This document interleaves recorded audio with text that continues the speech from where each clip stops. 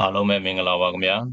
ကျွန်တော်ရဲ့ BC Computer Online Training ရမိကျေးဇူးပါတယ်ကျွန်တော်ဒီတက္ကသိုလ်ဝေသွားမယ့်အကြောင်းအရာကြတော့ကျွန်တော်တို့ Microsoft Office ထဲမှာကျွန်တော်တို့ဒီ set ခွက်တစ်ခုထဲမှာပေါင်းနေတဲ့နာမည်တွေကိုကျွန်တော်တို့ခွဲထုတ်တဲ့ဤသင်ခန်းစာအပိုင်း2ကိုမျှဝေပေးသွားမှာဖြစ်ပါတယ်โอเคအဲ့တော့ကျွန်တော်တို့ဒီအပိုင်း2မှာကြားတဲ့အခါကျတော့ဘယ်လိုတွေဆက်လုပ်မလဲလို့ဆိုလို့ရှိရင်ပထမအချက်ကကျတော့ကျွန်တော်တို့ကဒီရေးလိုက်တဲ့ခွဲထုတ်လိုက်တဲ့ formula တွေကို copy ဆွဲထုတ်ဖို့အတွက်ကျွန်တော်စဉ်းစားရမှာဖြစ်ပါတယ်အဲ့တော့သူ့ကိုကျွန်တော်တို့ကformula ကို copy ဆွဲထုတ်မယ် copy ဆွဲထုတ်မယ်ဆိုတဲ့နေရာမှာပထမချက်အနေနဲ့ကျွန်တော်တို့စဉ်းစားဖို့ကကြတော့ဒီမှာဆိုလို့ရှိရင်ကျွန်တော်တို့ကနာမည်တွေနဲ့ဒီ department တွေရောနေတယ်အဲ့ဒီ department တွေရောနေတယ်ဆိုတဲ့နေရာမှာလည်းပဲ department တွေကကျွန်တော်တို့ကအစဉ်တိုင်းမဖြစ်ပဲနဲ့ဒီမှာကျွန်တော်တို့ကတစ်ခုသူ့အနေနဲ့သူရောသမမှွေနေတယ်ပေါ့ဗျာနော်အကုန်လုံးရောရှက်ပြီးဖြစ်နေတယ်အဲ့လိုဖြစ်နေတဲ့အခါကျတော့ကျွန်တော်တို့ကဒီမှာသွားပြီးတော့သူ့ကို department တွေကိုကျွန်တော်တို့တစုတစည်းတဲ့ဖြစ်အောင်ထားဖို့အရင်ဆုံးလိုတယ်ပေါ့နော် department က admin ဆို admin တည်တဲ့ရှိ department ကတည်တဲ့ပြန်ခွဲထုတ်မယ် finance ကို finance တည်တဲ့ပြန်ခွဲထုတ်မယ်အဲ့လိုခွဲထုတ်မှသာလေကျွန်တော်တို့ကဒီဘက်က lam ဆိုတဲ့ formula ကိုသုံးတဲ့အခါကျရင်ဒီမှာကျွန်တော်တို့နှုတ်ထုတ်လိုက်တဲ့ကိန်းဂဏန်းအကြီးအတွက်ကမှန်မှာဖြစ်ပ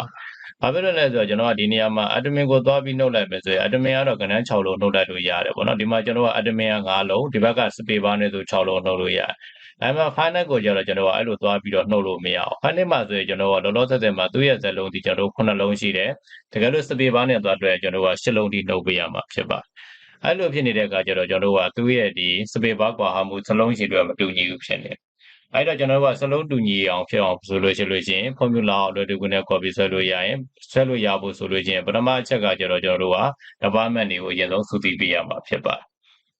အဲ့လိုစုစည်းပြီးမှသာလျှင်အဲ့ department တွေကိုကျွန်တော်တို့က formula ကိုအောက်ကိုလိုက်ပြီးတော့ copy ဆွဲချမှာဖြစ်ပါနော်အဲ့တော့ကျွန်တော်တို့ပထမဆုံး department ကိုစုစည်းဖို့ဆိုလို့ရှိရင်ဘာလို့ဖို့လို့လဲဆိုတော့ကျွန်တော်တို့က sorting ကိုလုပ်ရမှာဖြစ်ပါတယ်နော်အဲ့တော့ကျွန်တော်တို့ home tab editing group တွေက shortcut filter တွေကပြီးတော့ကျွန်တော်တို့ဒီမှာ source ပေါ့နော်အဲ့တော့ source ကလည်းပဲကျွန်တော်တို့က small to large ရှိတယ်ကျွန်တော်တို့ကဒီမှာဆိုလို့ရှိရင် large to small ရှိတယ် custom source ပေါ့ဗျာနော်ဒါလို့ကျွန်တော်တို့ကဒီမှာ select သွားမှတ်ထားမယ်ဆိုလို့ရှိရင်တော့သူကဒီမှာတစ်မျိုးပြလိုက်မယ်ဗျာနော် sort A to Z တို့ဒီမှာ A to Z to A တို့ပါဆိုပြီးတော့ပြတာပေါ့နော်အဲ့ဒီကကြတော့ကျွန်တော်တို့ကဒီနေရာမှာသူ့ကို sorting နဲ့ပတ်သက်ပြီးတော့တည်တည်ချာချာနားလည်ထားဖို့လိုတာရှိသေးတယ်သူ့ကိုကျွန်တော်တို့ကစဉ်းစားဖို့ချက်က A to Z သွားစီလို့မရအောင် A to Z သွားစီလို့ရှိလို့ကျွန်တော်တို့ကဒီဘက်ထိပ်ဆုံးကကြည့်တဲ့နာမည်တွေကိုပဲ A to Z စီပေးသွားမှာဖြစ်ပါတယ်အဲ့လိုဆိုရင်လည်းကျွန်တော်တို့ကဒါမှားသွားလိမ့်မယ်ဒီဘက်ကကျွန်တော်တို့က department ကိုသွားစီကျင်တာနောက်ဆုံးက department ကိုစီကျင်နေတာအဲ့တော့ကျွန်တော်တို့က A to Z နဲ့စီလို့လည်းမရဘူး Z to A နဲ့စီလို့လည်းမရအောင်နောက်တစ်ခုကကျတော့ကျွန်တော်တို့က custom sort နော် custom sort မှာလည်းပဲဘယ်လိုရှိလဲဆိုတာတစ်ချက်လောက်ကြည့်ကြည့်ရအောင်နောက် custom sort မှာကျတော့ကျွန်တော်တို့ကဘယ်လိုရှိနေလဲဆိုလို့ရှိရင်သူကဒီမှာ column လိုက်ပေါ့လောလောဆယ်ဆိုတော့ကျွန်တော်က B column တစ်ခုတည်းဆိုတော့ B column ပေါ့ဗျာနော်နောက်ဒီနေရာမှာ sort မဆိုတဲ့နေရာမှာကျွန်တော်တို့ကစဉ်းစားဖို့လိုတယ်သူက set value ဆိုတာကျတော့ကျွန်တော် that to A to Z ကို set value ဒါမှမဟုတ်ကိန်းဂဏန်းဆိုလဲကိန်းဂဏန်းပေါ့ဗျာနော်ကိန်းဂဏန်းတွေရဲ့ set value တန်ဖိုးပေါ်မှာမူတည်ပြီး sorting လုပ်တာဖြစ်ပါတယ်နောက်တစ်ခုကကျတော့ကျွန်တော်တို့က set color ဒီထဲမှာရှိတဲ့ set color ပေါ်မှာမူတည်ပြီး sorting စီတယ်ဒါမှမဟုတ် font color ဒါမှမဟုတ်ကျွန်တော်တို့က conditional formatting icon ဆိုပြီးတော့ conditional formatting ရှိတယ်ဆိုရင်လည်းဒီ conditional formatting ပေါ်မှာမူတည်ပြီးစီတာဖြစ်ပါတယ်အဲ့ပေါ်မှာမူတည်ပြီးကျွန်တော်တို့ကဒီမှာ Z to A to Z ဒါမှမဟုတ် custom လေးပေါ့ဗျာနော်အဲ့လိုမျိုးကျွန်တော်တို့က sorting စီပေးရမှာဖြစ်ပါတယ်အဲ့တော့ဒီနေရာမှာကျွန်တော်တို့ကစီလို့အကောင်းဆုံးအနေထားဒီကျွန်တော်တို့font color ကိုမူတည်ပြီးတော့ကျွန်တော်တို့စီလိုက်မယ်ပေါ့နော် font color ကိုမူတည်ပြီးစီလိုက်အဲ့တော့ကျွန်တော်တို့ဒီနေရာမှာ admin နော် admin ဆိုတဲ့ဟာကိုကျွန်တော်တို့က font color တခုပြောင်းလိုက်ထိုးလိုက်မယ်နော်ဒါလေးကိုကျွန်တော်တို့ကထားလိုက်မယ်ပေါ့ဒီဟာလေးကိုကျွန်တော်တို့ကဒီပုံစံလေးထားမယ်ထားပြီးွားရင်ကျွန်တော် admin ဆိုတဲ့ဟာတွေအကုန်လုံးကိုကျွန်တော်တို့အဲ့ဒီ color လေးလိုက်ပြီးတော့ကျွန်တော်တို့ပြောင်းပေးလိုက်နော်ဒီ color လေးလိုက်ပြောင်းလိုက်မယ်ပေါ့ဗျာနော်အဲ့တော့အခြားဒီ department တွေကိုလည်းအခြား color လေးတစ်ခုနဲ့တစ်ခုမတူညီအောင်သူ department နဲ့သူ department ကိုကျွန်တော်တို့ color လေးတွေလိုက်ပြီးချိန်ကြည့်ရမှာဖြစ်ပါโอเคအဲ့ဒါဆိုရင်ကျွန်တော်တို့ကဒီမှာ department လိုက်သူ့ကိုလိုက်ပြီးတော့ကျွန်တော်တို့ color တွေကိုချက်ထုတ်လိုက်ပြီးဖြစ်ပါအဲ့တော့ department လိုက် color ချက်ပြီးတဲ့အခါကျတော့မှဒီ department ကိုကျွန်တော်တို့ကပြန်ပြီးတော့ sorting ပြန်စီမှာဖြစ်ပါတယ်အဲ့တော့ sorting စီမယ်ဆိုလို့ရှိရင်ကျွန်တော်တို့ကဒီတိုင်းတစ်ခါတည်းတန်းပြီးတော့ဒီဘက် set ကွက်တီအောင်ကျွန်တော်တို့စီလိုက်လို့လည်းရတယ်เนาะကျွန်တော်တို့ကဒီဘက်က A to Z ဒီဘက်မှာသွားစီမယ်ဆိုဒီဟာဒီပါစီလိုက်ပေါ့ဗျာเนาะစီ column မှာယူလိုက်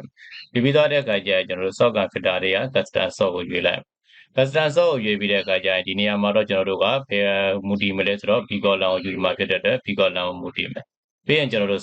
sort ကမှာဆိုတော့ကျွန်တော်တို့ကဘာကိုရွေးမလဲဆိုရင် font color ပေါ့နော်ဒီစာရဲ့ color ပေါ်မှာမူတည်ပြီးရွေးချယ်မှာဖြစ်ပါတယ်ပြီးရင်ကျွန်တော်တို့က automatic တော့ကျွန်တော်တို့မထားဘူးဒီတိုင်းမှာကျွန်တော်တို့ကထိတ်ဆုံးတစ်ခုချင်းစီပဲသွားလိုက်ပေါ့နော်လောလောဆယ်မှာတော့ကျွန်တော်ဒီ color ကိုပဲထားလိုက်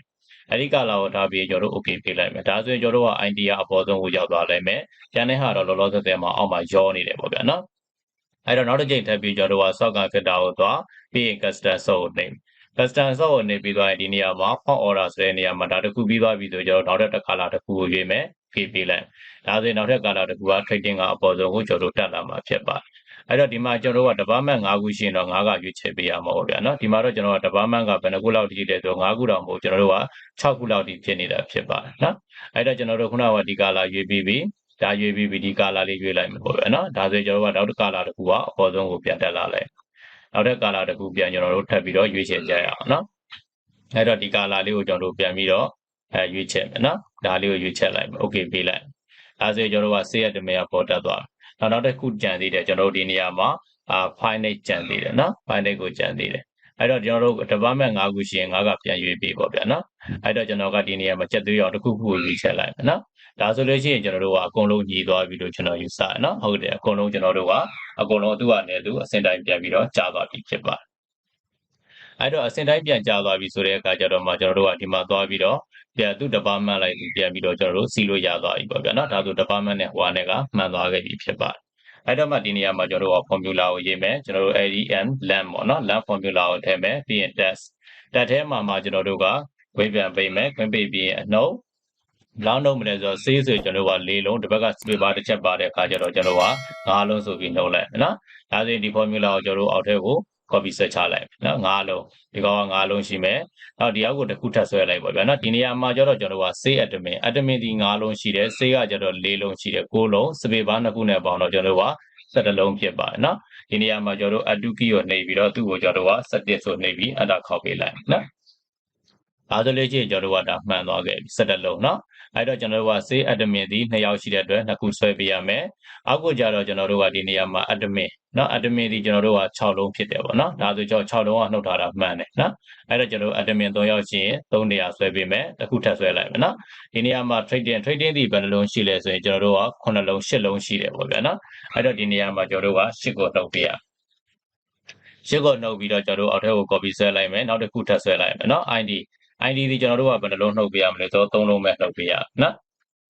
73တော့3လုံးနှုတ်ပေးရနော်3လုံးနှုတ်လိုက်ပြီးတော့ကျွန်တော်တို့အောက်ထဲကို copy ထပ်ဆွဲလိုက်မယ်3ယောက်ရှိနော်4ယောက်ပေါ့ဗျာနော်အောက်ဆုံးက file ကိုကျတော့ကျွန်တော်တို့ကပြန်ပြင်ပါအဲ့တော့ file မှာစကားလုံးဘယ်နှလုံးရှိလဲတစ်ချက်လောက်ကြည့်အောင်ကျွန်တော်တို့10လုံးရှိတယ်ဗျာနော် file ကကျတော့ကျွန်တော်တို့က10လုံးနှုတ်ပေးရမှာနော်10လုံးနှုတ်ပေးရသူက space bar တစ်ချက်ပါဆိုကျွန်တော်တို့10လုံးနှုတ်ပေးရ10လုံးနှုတ်ပြီးတော့အောက်ကိုကျွန်တော်တို့ copy ဆက်ချလိုက်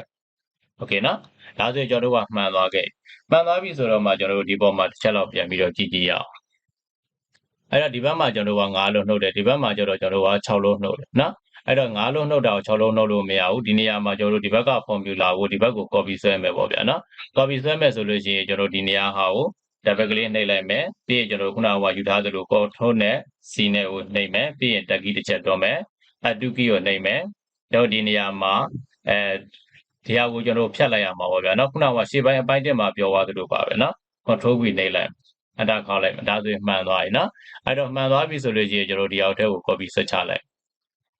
ဒါဆိုရင်ဒီဟာမှန်သွားပြီနော်နောက်ဒီဘက်ကကျတော့ကျွန်တော်က17လုံးမှန်တဲ့ဟာကျတော့ဒီဘက်မှာလည်းကျွန်တော်က17လုံးသွားထားပေးဖို့လိုတယ်။ဒါတော့အားလုံးအပေါ်မှာ formula ကို copy ဆွဲလိုက်လို့လည်းရတယ်။ဒီဘက်ကကိန်းဂဏန်းတွေကိုကျွန်တော်ကထည့်ပြီးဒီလိုမျိုးနှက်ချင်လက်တယ်။မထည့်ဘူးဆိုလို့ချင်းဒီဘက်က formula တခုကိုဒီဘက်မှာတစ်ချက်တည်းဆွဲလိုက်လို့လည်းရတယ်နော်။ဆွဲပြီးသွားတဲ့အခါကျလို့ချင်းကျွန်တော်ကဒီဘက်ကကိန်းဂဏန်းအရေးအတွက်နှုတ်ထားတဲ့အရေးအတွက်ကိုဒီဘက်မှာကျွန်တော်လိုက်ပြီးတော့ပြင်ပေးလိုက်ရင်ရပြီဖြစ်ပါနော်။အဲ့တော့ကျွန်တော်ဒီဟာကို formula အကုန်လုံးကို copy ဆွဲချလိုက်copy ဆွဲလိုက်တဲ့အခါကျရင်ကျွန်တော်ဒီဘက်မှာပါနေတဲ့အရေးအတွက်ပေါ့နော်ဒီမှာ17လုံးနှုတ်တယ်ဆိုရင်ကျွန်တော်ကဒီနေရာမှာသွားပြီးတော့ formula ကိုပြန်ပြင်ပေးလိုက်17လုံးနှုတ်ပေးလိုက်နော်17လုံးနှုတ်ပြီးသွားတဲ့အခါကျရင် save admin 2ယောက်ရှိတယ်ဆို2ယောက်စာကျွန်တော်တို့ဆွဲချလိုက်နော်နောက်ဒီအောက်ကကျတော့ကျွန်တော်ကဘယ်နှလုံးနှုတ်လဲဆိုရင်6လုံးနှုတ်တယ်ဒီမှာသွားကြည့်ရမှာနော်အဲ့တော့ဒီနေရာမှာကျွန်တော်တို့က6လုံးနှုတ်ပေးရ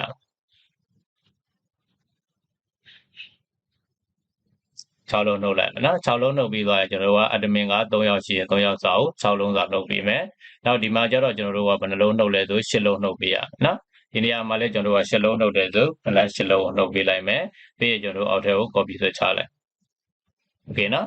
နောက်ဒီမှာ ID ကကျတော့ကျွန်တော်တို့က3လုံးနှုတ်ပေးရ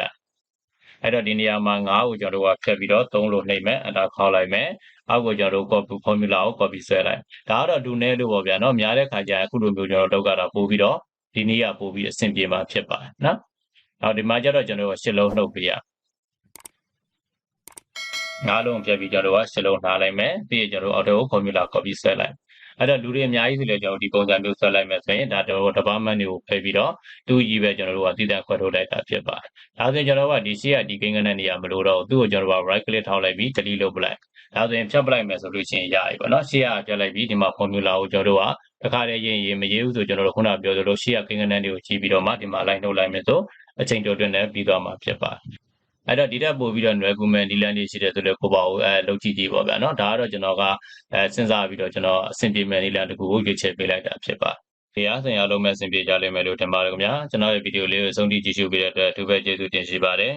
ကျွန်တော်ရဲ့ BC ကွန်ပျူတာ online training မှာသင်တန်းများတက်ရောက်လိုပါကဖုန်းနံပါတ်3998832129ကိုဆက်သွယ်ဆုံးဖြတ်မေးမြန်းနိုင်တယ်လို့ Viber မိတစ်ဆင့်လဲဆက်သွယ်မေးမြန်းနိုင်ပါတယ်ခင်ဗျာ Facebook Page Messenger ဆက်သွယ်လို့လည်းဆိုရင်တော့ BC ကွန်ပျူတာ online training ဆိုတဲ့ page မိတစ်ဆင့်ဆက်သွယ်ဆုံးဖြတ်မေးမြန်းနိုင်ပါတယ်အားလုံးပဲကိုယ်စိတ်နှပြရှင်လန်းချမ်းမြေ့ကြပါစေခင်ဗျာ